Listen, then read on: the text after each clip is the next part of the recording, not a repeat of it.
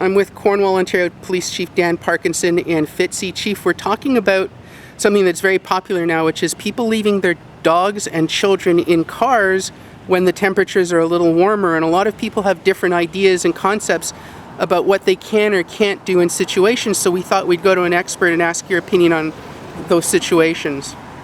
Well, you mentioned popular. I don't know if it's so much popular as it's become topical. We've had a couple of tragic incidents in Canada involving toddlers who've been left in vehicles, locked vehicles, where temperatures are excessive, and those toddlers unfortunately lost their lives. But we also deal probably more frequently with the issue of pets being left in vehicles. Again, doors locked, windows up, and temperatures inside vehicles reaching very high levels. I think anything that we do to raise the awareness of this is a step in the right direction. People just have to understand that toddlers, small dogs, even larger dogs, react and respond to high temperatures much more quickly than we would, people of normal size and weight.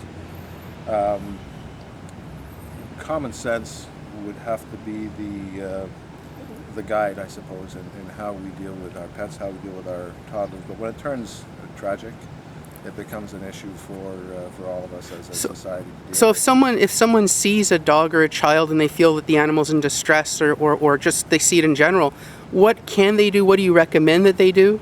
Well, number one, I would recommend that they call the police. 911? Call 911. It's an emergency situation in many respects, one that can't be left for 15, 20 minutes, an hour. We have to respond if we get the call, and make that call when we get there, make the determination to either break windows or pry open doors when we get there. Next best approach, I suppose, is to look for the owner if they have the time.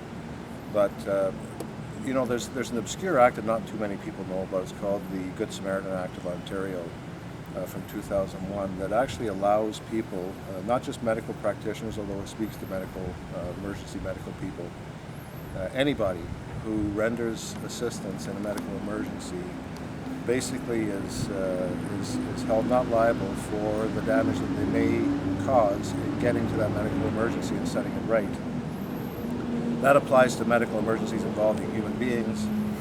I don't suspect the same act would apply to pets that may be left in vehicles, but nonetheless, that situation is equally as emergent, and action needs to be taken. We don't need to see toddlers or pets lose their lives. All right, and any other advice on the issue? No, as I said, the common sense would dictate what your response should be.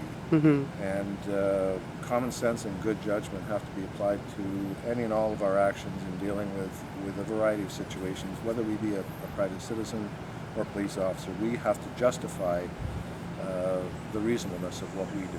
So would it be safe to say that it's just even safer to just not leave children or pets, period, in cars? Absolutely, unattended? Absolutely, and we spoke prior to going live here today about perhaps the need to look at engineering some safety devices into vehicles that would know when the temperature gets above a certain level, and if in fact the vehicle is occupied in the passenger compartment. Because if the alarms are just going off on heated vehicles, we don't need that. We need to know when there's some life inside a heated vehicle and the alarm goes off. And because of the nature of cars, it can be 70 degrees Fahrenheit outside or about 24 Celsius, and the temperature in the car could be well over exceeding the safety. Depending on the paint color of the car, light deflects heat. Dark cars would attract heat. So again, there's going to be some variation there as well. All right, thank you very much. You're welcome.